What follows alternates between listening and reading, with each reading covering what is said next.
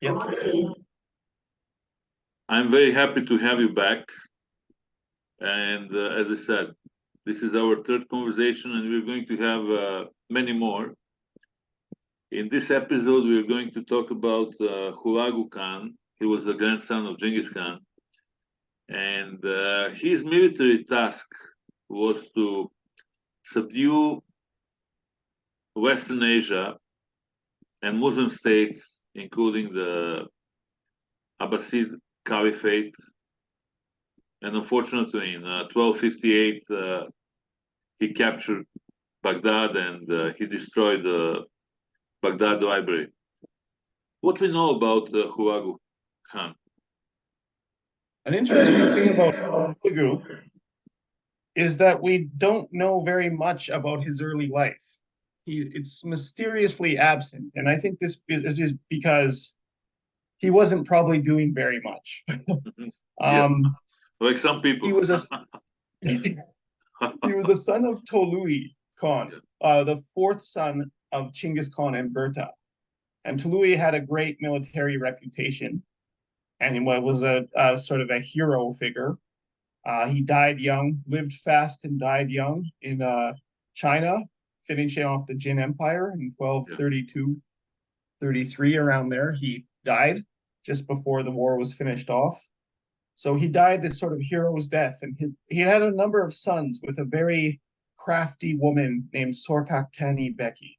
And she was, according to Rashida Dean, the smartest of women in the entire Mongol Empire. So she's a very shrewd, crafty political person. She has some Christian sympathies because of what tribe she came from. And so she had all these sons, and they all went on to success. But we know more about Munka Khan, Yeah. Hulagu's elder brother. We have his biography in the Yuan Shi. We have we know a lot about Kublai, his other brother, who took over the Yuan, the Chinese Empire. And we know about Eric Buka, who led this failed rebellion, but Hulagu was quite mysterious. Uh, I should have reviewed this more carefully, but I think he's the third or fourth son of Tului and Sorgaktani. He's or of Tului anyway. So he doesn't have this. He's not the eldest son or anything, and he seems to have just lived a very quiet life. He doesn't show up until suddenly he's charged with an absolutely incredibly important task, which is in the 1250s, when his elder brother Munka takes power, he puts Hulagu in charge of the conquest of the Abbasid Caliphate, which had ruled the Middle East essentially, either in name or in reality, since 750. So almost since only about 100 years after the start of the Islamic conquests, this great caliphate had formed. Baghdad was the capital. It was a state of the art city for hundreds of years. Uh, Huge libraries, great intellectual masterminds and philosophers and mathematicians coming out of that place, poets. And so this was a great center of the medieval world. And it still was in the 1250s when Hulagu is put in charge of its conquest. And he does indeed, this is a spoiler, but he does take Baghdad and destroy the caliph, destroy the city. And so maybe more than almost any other Mongol, Hulagu left his impact on the Islamic world. Maybe Chinggis Khan equals his impact, but to them, he was sort of a terrifying, disastrous figure in their history, Hulagu. But Yeah. he did leave a legacy. He wasn't just like His Attila the legacy, Hun. his legacy is a negative one because he's a destroyer of the Grand Library of Baghdad. Also, he destroyed the Abbasid Caliphate. So that's his legacy uh, within the Islamic world or this part of the Muslim world.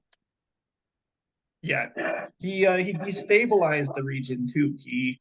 Because the caliphate had for hundreds of years provided a sort of uh, central overseeing authority over the could I call it the Dar al-Islam? Yeah, The yeah, yeah. this The Islamic world, yes. yeah, and so they always had at least this kind of, even when things were chaotic, even then when there was war between the different dynasties and groups and chaos, they at least had this sort of respectable central authority, not unlike, but not exactly like, but not unlike the Pope in Rome, who provided a sort of, the Vatican provided this sort of center of learning and security that could survive the rise and fall of different tyrants. And they at least had some kind of reverence and respect for the Pope. And same with the Emperor in Japan. The Emperor provides a sort of secure role, even if he becomes a figurehead. He at least he provides some kind of cultural stability. So when Hulagu eliminated this feature of the cultural landscape in the Islamic world, it had big, serious consequences on that region. I mean, his objective, his military objective, was to destroy and conquer Persia, Abbasid Caliphate, and Jazira, which is for our viewers, northern part of Syria and northern part of Iraq, Levant, and also to conquer Mamluk Egypt, because the final objective was to conquer Egypt. It probably was, and ironically, at the same time, the King of France was attacking Egypt. Yeah, There were several crusades directed at Egypt at that time, absolutely. At and that time, yes. it doesn't quite make sense from a religious perspective why that would be such an important target, but from an economic standpoint, Yeah. the Nile River was a valuable, for thousands of years. This had been a breadbasket and a production center, and yeah, so I think Hulagu had the same idea, the same end game. But when he was dispatched by Munka to Middle East in the 1250s, it seems like he wasn't chosen because he was some experienced war veteran with a long illustrious military career, because we don't hear anything about his life before this time. So he seems to have been chosen because Manka Khan really only trusted his brothers from Sorgak Tani. These guys really, ironically, it didn't work out forever. There was ultimately civil war by 1260, but Manka placed a lot of trust in these brothers. So Kublai he trusted with a major part of the campaign against Song China, and he trusted his brother Eric Buka to take care of Mongolia while he was gone on campaign. And I think he just trusted Hulagu would never betray him. And so he sent him in the early mid 1250s at the head of this great army, and it had brought Chinese doctors, Chinese artillery experts. It was a very international army.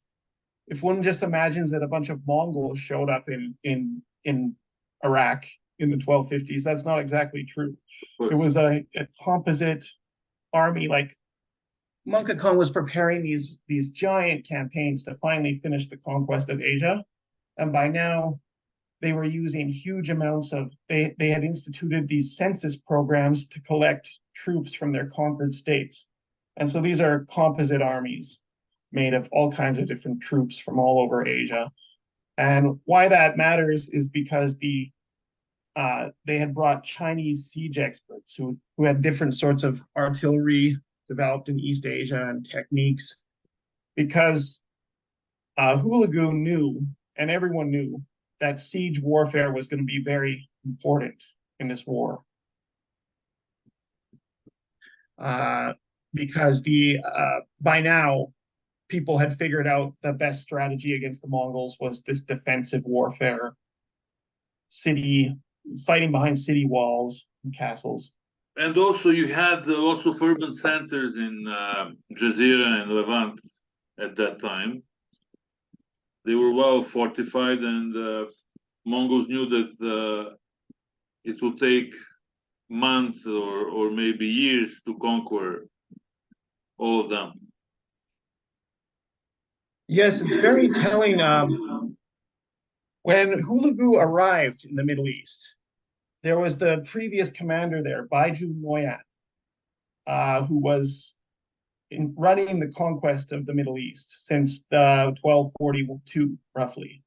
And he hadn't achieved much. In fact, he attacked Baghdad, and or the Mongols attacked Baghdad anyway, around that time that Baiju took over, and they were defeated in an open battle near Baghdad. And the city was heavily fortified. It had actually artillery on the walls to fire back at the Mongols. So their attacks were largely unsuccessful. They've failed. And Baiju had gone on to subjugate the Seljuk Turks in Anatolia, but really he had not done much since then. So when Hulagu arrived and met this person face to face, he was screaming at him and shouting, "What have you done except demoralize your troops by talking about the grandeur and might of Baghdad and talking about the greatness of the Caliph? What have you done? What armies have you conquered?" And Baiju Noyan said, "I couldn't conquer Baghdad. I tried. I did everything I could, but there's too many people there and too many weapons and too many defenses. Of course. I just couldn't take it." And Hulagu was angry, infuriated, but he said, you have to make up for this, and you have to take all of the Middle East right to the coast, Mediterranean coast. You have to take the Crusader castles." And so Baiju started to aggressively attack the Seljuks again. But he started to go on this expansive war. But ultimately, he was beheaded by Hulagu. He was, I think, accused of some treachery and killed. So Baiju is eliminated from the picture, and Hulagu becomes his replacement as the head of the Middle East conquest. And he actually does attack Baghdad. And if you believe writers like Rashid ad-Din and other rumors going around, his attack on Baghdad was helped because of the Shia Sunni divisions in that region. Yeah. Because there was a Shia vizier running Baghdad, and he was sort of hated. And the rumor was that he was inciting the Mongols to attack. He actually wanted the Mongols to overthrow this. Yeah, he was some kind of a fifth cone of the Abbasid Caliphate. So even if that wasn't true, the fact that people were believing things like this and letting these divisions sow in their society was bad news for the defenders of Baghdad. Another thing that helped the Mongols is that the Caliph was apparently not very competent at the time. The ruler of Baghdad, he was just sort of lackadaisical, didn't seem to recognize the seriousness of this new invasion, because Baghdad had resisted successfully, as I mentioned. So he didn't really invest enough in the defense of the place. And in fact, when he was captured by Hulagu saw his huge treasury and said mockingly to the Caliph, "Why did you not spend this money to hire proper troops and defend your city and build up its defenses?" But in the end, in 1257, 58, yeah, the Mongols took Baghdad, and how they did it was actually a little bit of deceit. I believe they first had a vizier on the Baghdad side come out to negotiate with the Mongols, and he was sort of blackmailed, taken prisoner, and blackmailed into getting the people to surrender, and the Caliph, and so the people ultimately were told to lay down their weapons and come out of the city, and then massacred. And a huge because the city was so populous, it may have had over 1 million inhabitants. A lot of people still hid in the city, and so this orgy of looting and slaughter occurred as the Mongols entered the city. But when they actually tried to take it, the defenses were good enough that the Mongols were afraid to enter the city. So even when they mounted the wall, they were afraid to go inside, and they just demanded that their high-profile prisoners tell the townspeople to lay down their weapons and come outside, and then they started to massacre them all. And the Caliph, there's a lot of different versions of his death. In Mongol history, there's always, when a big high profile person dies, there's always different stories about what happened to him a lot of the time. But some said he was starved to death. That one story, I think it was Marco Polo, said that the Caliph was put in a tower with all his gold around him, and Hulagu mockingly again said, "Here, eat your gold," and starved him. But there's other stories that he was wrapped in a carpet because he was an important person, so they didn't want to spill his blood. And there's some stories that he was just killed with a sword right in front of Hulagu. But either way, this shocked and horrified the Islamic world in a way that we can't probably comprehend now. In fact, it shocked beyond the Islamic world. People who didn't seem like such a thing could happen. And a lot of writers at the time didn't want to talk about it. Juvaini, who was the governor of Baghdad, he conveniently ended his history in about 1258, and I think he did that just so he didn't have to tell the story of the fall of Baghdad, because he didn't know how to spin this story in a way that speaks to divine providence or anything like that. Yeah, so he just goes, I don't know what to do. The end. Ends the story right after the fall of the assassins. Yeah. Because the assassins were these Shia figures in Iran who were quite despised by the mainstream. Sunnis. Yeah, by the Sunnis. And so they were quite glad when Hulagu came in and first eliminated the assassins in their strongholds. He said that was great news. But then they went on to destroy Baghdad. So Juvaini writes about the fall of the assassins, and he goes, see, the Mongols do some good things for us. They destroyed the assassins. The end. Yeah. But he lived until the 1280s, so he was alive. He could have kept writing his history. I think he just didn't know what to do, how to tell that story. But Rashid ad-Din in the 1300s does record the whole thing. And he's got to be careful what he says because he's working for Hulagu's descendants, who run the Ilkhanate at that time, the Mongol state in the Middle East, founded by Hulagu. But Rashid ad-Din does mention that a lot of that plagues broke out after the fall of Baghdad, and there was famine and strange weather, which I think was related to the Mount Samalas eruption. But a lot of people saw this as a type of karma, like Hulagu destroyed the Caliph, and therefore divine wrath came down on the Mongol army, and this plague broke out among them, and they had sort of bad luck after that. And Hulagu himself had a lot of personal troubles. He didn't last very long after that. Actually, he died in 1265. Yes. So he didn't last. He didn't last. And he was very troubled after. Yeah. He personally had a lot of problems that were quite well known in the Islamic world. And he had something like epilepsy or depression. It's not clear because the word in Arabic is al-sar, which can mean epilepsy literally, or it can just mean a guy with some kind of, yeah. But some historians say that it could have been, it could be all kinds of psychological problems, psychiatric problems. But he had extreme anxiety and anger. Sources will speak of him feeling a heaviness. Ibn Kathir, who was a hostile Arabic writer, noted that Hulagu actually died to God's curse and wrath due to epilepsy, due to this al-Sari. But it seems like he had a combination of psychiatric and neurological issues.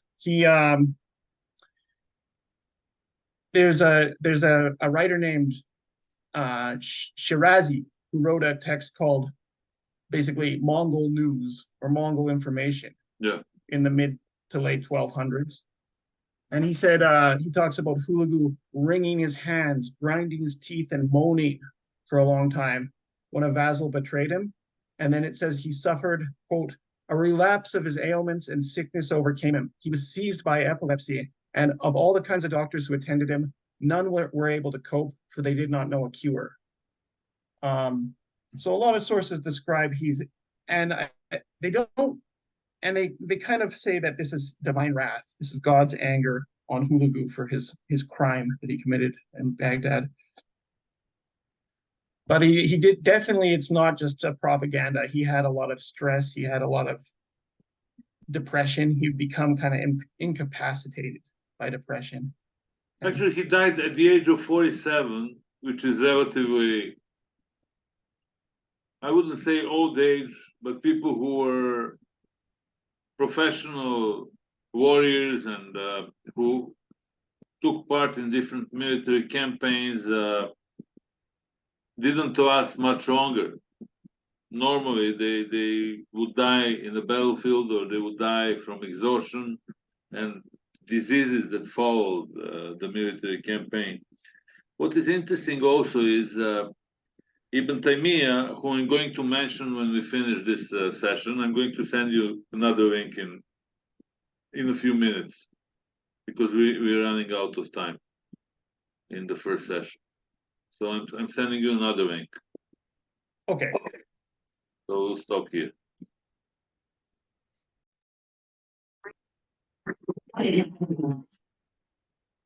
The Mongol invasion of 1257-58, the fall of Baghdad, wasn't the only Mongol invasion of Jazira, Levant, Asia Minor, and one of participants in these campaigns on the side of Mamluk Empire was a well-known theologian, well-known scholar, well-known sheikh, Ibn Taymiyyah, who belonged to Hanbali school of Sufi Islam. Many of modern-day Salafi Islamists are inspired by teachings of Ibn Taymiyyah and, of course, Ibn Hanbal, which is another topic. I'm not going to go into theological aspects of his teachings. I actually touched one of them with Dr. Sarah Islam from Stanford, who spoke a few months ago with me. But Ibn Taymiyyah is famous because of his participation in these anti-Mongol campaigns, and also as a scholar, Islamic scholar. He wrote books in which he advocated the warfare against fellow Muslims and fatwas against fellow Muslims. The magnitude of warfare between Tartars, of whom many were Muslims, and Muslims from this part of the Muslim world, the Western Asia, was such that they exchanged fatwas and they fought very ferociously for decades and centuries. What we have in Arabic, Arab Muslim accounts about Hulagu's campaign and level of atrocities, because according to some accounts, he killed almost 1 million people, or 200,000 people, and we both know that those historical records wrote by medieval scribes are not always very accurate, and they tended to exaggerate in numbers.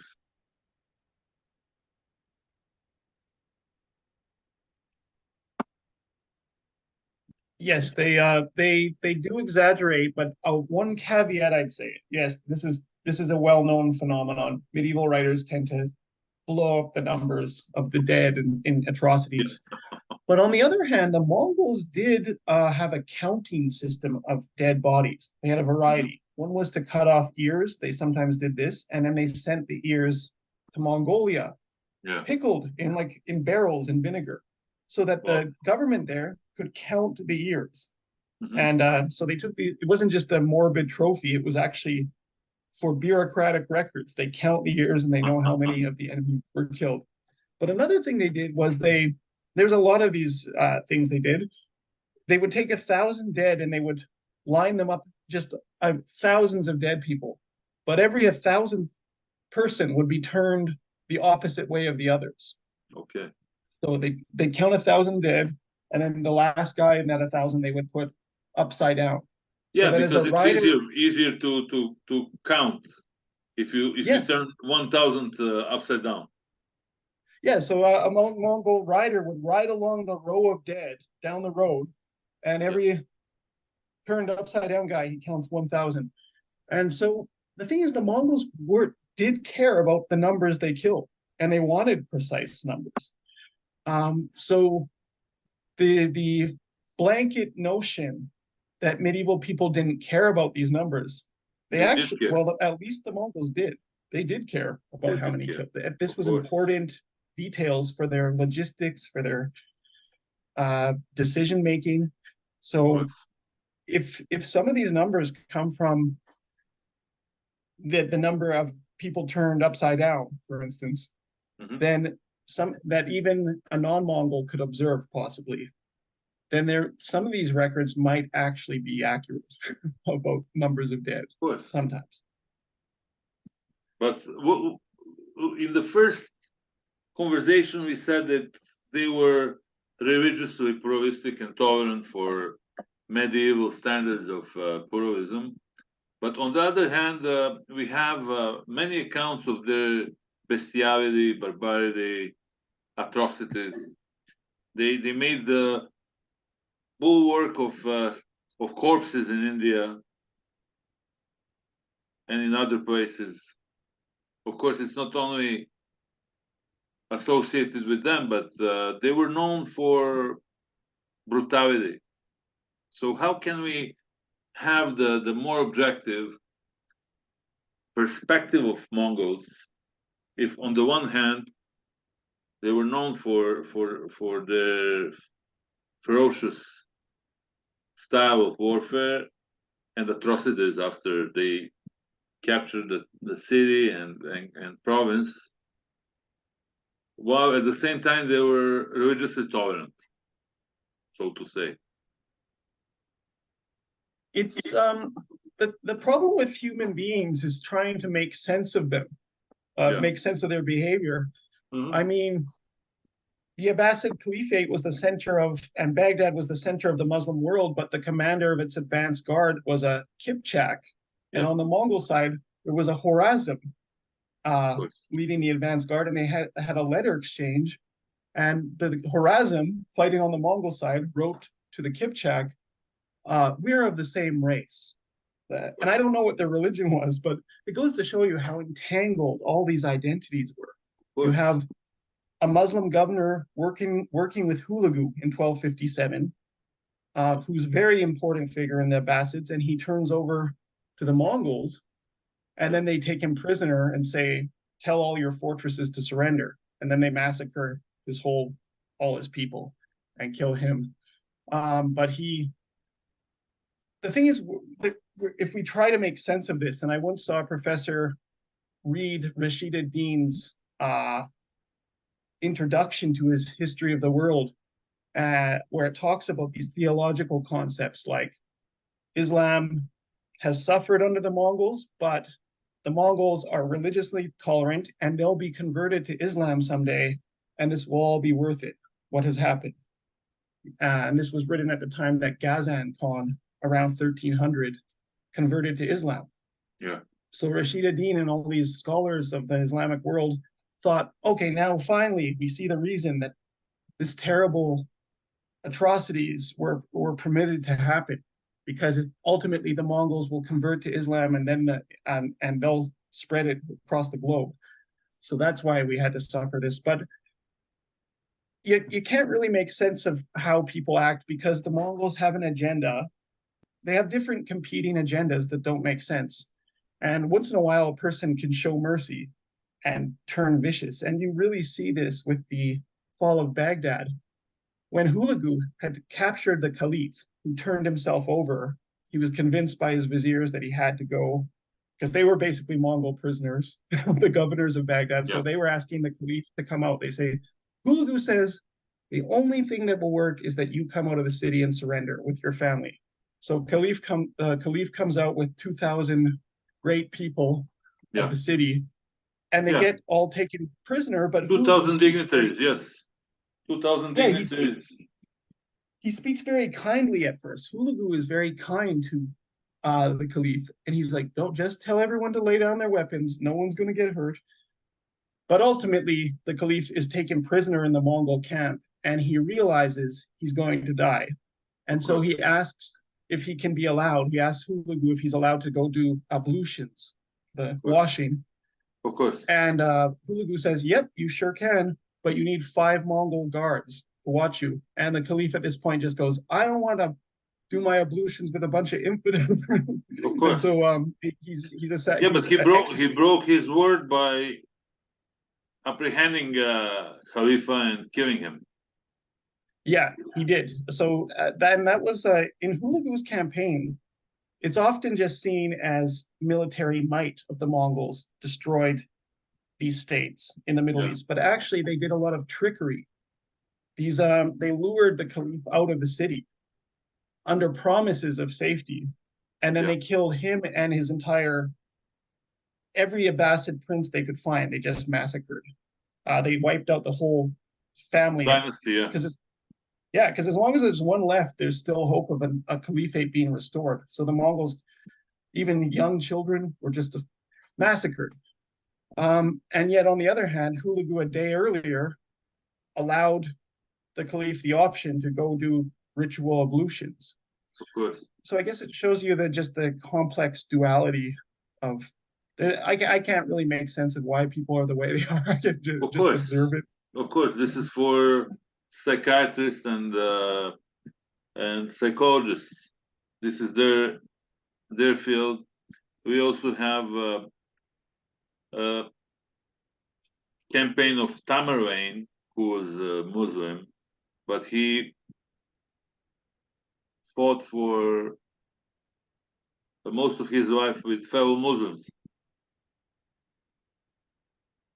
Many And of his yeah, many of his campaigns were directed against Muslim states.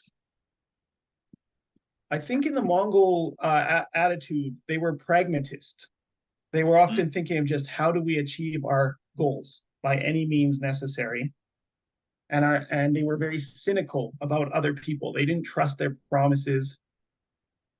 So in Hulagu's case, he thought I have to kill the caliph and his entire family because otherwise they'll betray me the first good opportunity they have. It's not like I can just leave this guy around. But of despite course, this, there were many Muslims in the Mongol army, and they were permitted the freedom to worship. Even I mean, when Tamerlan, to switch back to who you mentioned there, when yeah, he took Damascus, he had a very polite conversation with the famous philosopher Ibn Khaldun, and yes, Ibn Khaldun recorded. So you have this guy who makes pyramids of human skulls, but stuff, yeah, he calmly invites Ibn Khaldun to sit down with him and has a philosophical chat about yeah. history and religion. But And so, yeah, it's a it strange is very world is all it complex. is. It is very complex, individual and collective approach to different themes, so to say.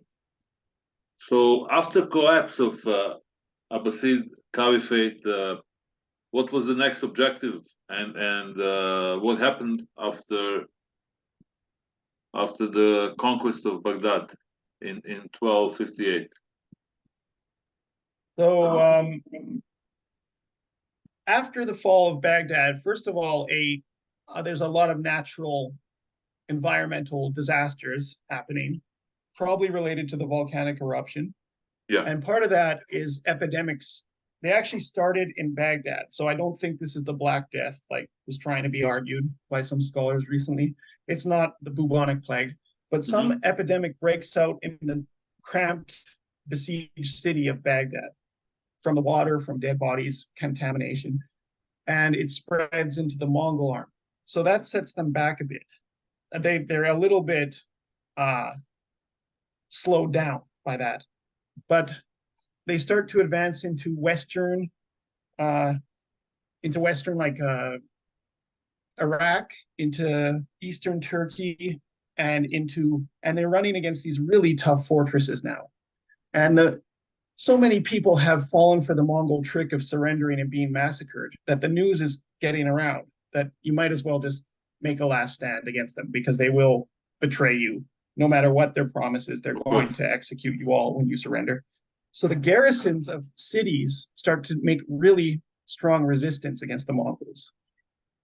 There was a city called Maya Farakin, still there, I think it's in Turkey today, and it was being besieged by Hulagu's son, and the siege was taking forever in the aftermath of the fall of Baghdad. And Hulagu wrote an angry letter to his son saying, sent a message, why can't you manage to take this little city with a small garrison? And Hulagu's son wrote back, you took Baghdad by treachery. I have to take this city by force, so it's harder. Of course. And he was right. Hulagu said, I better not see you for a long time.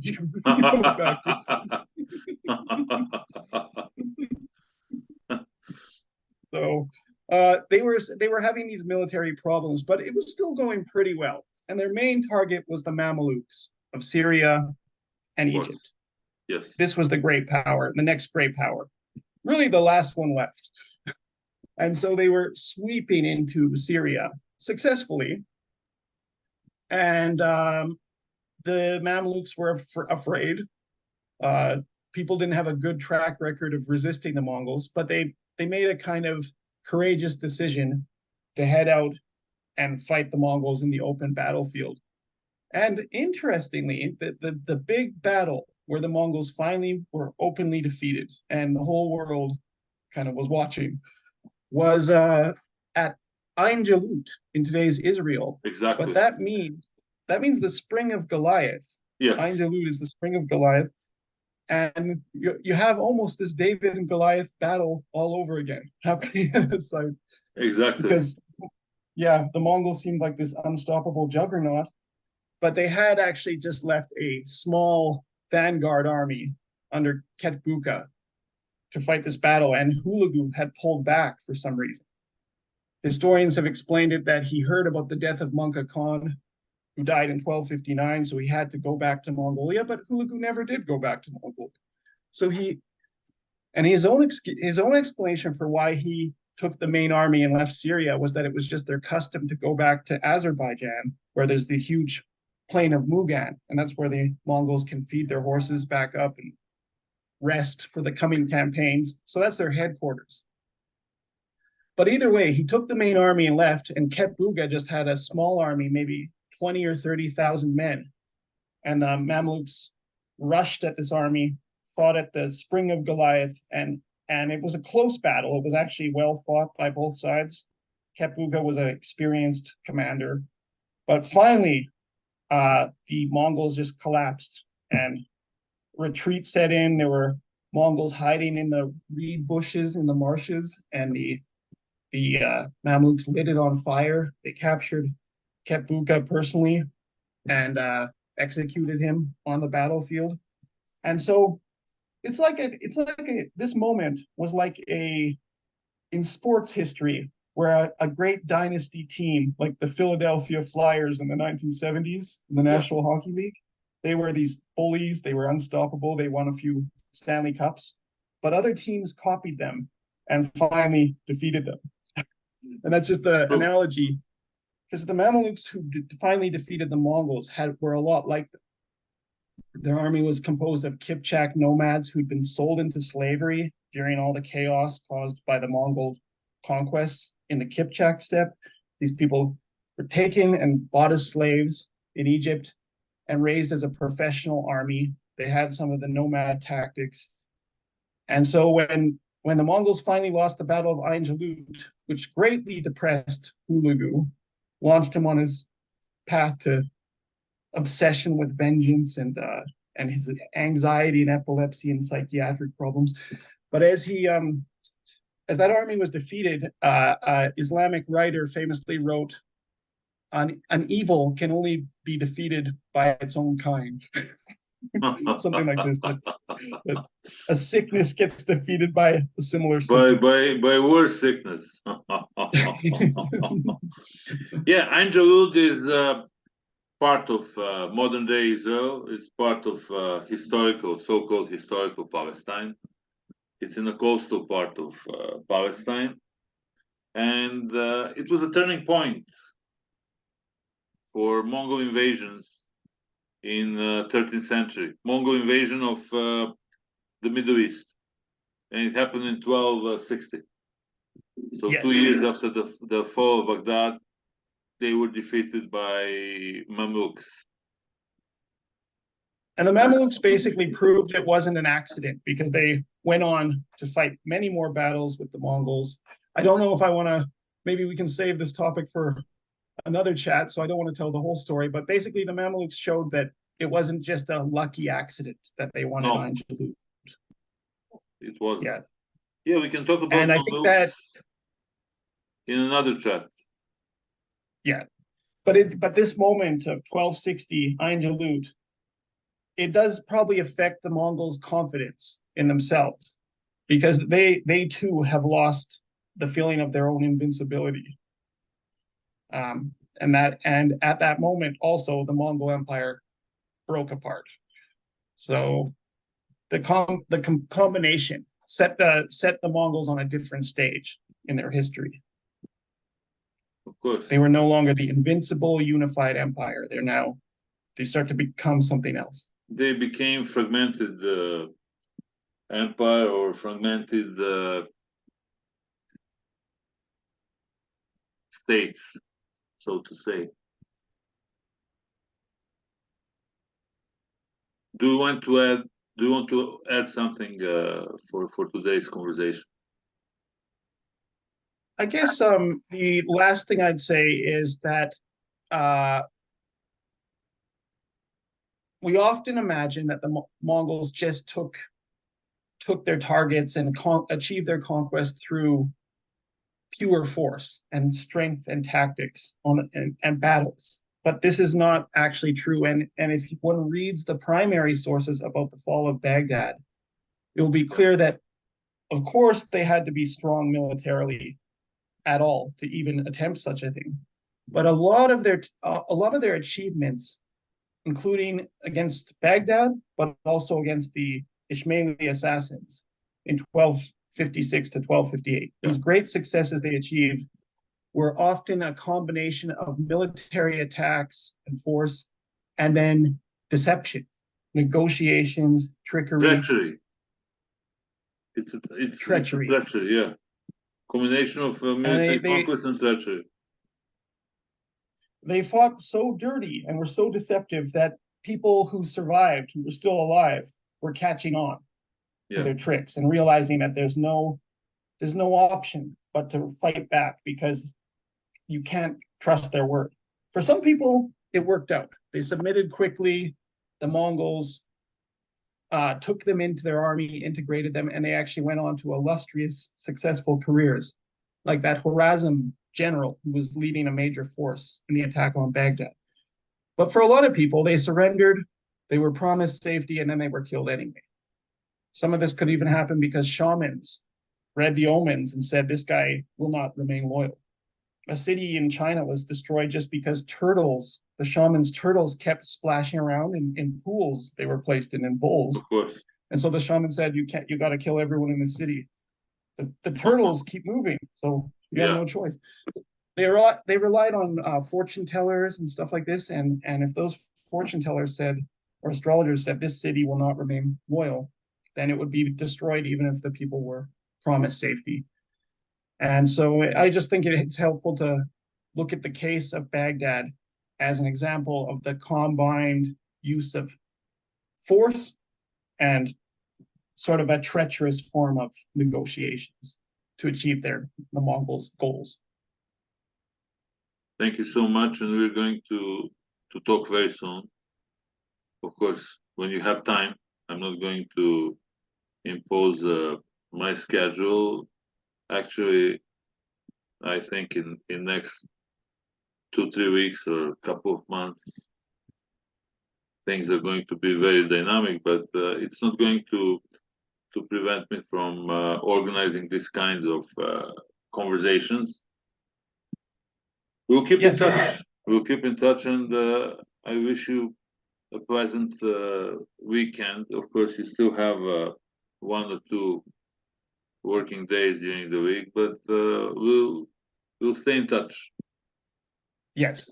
Thanks a lot again for the chat, and see you next time. All the best.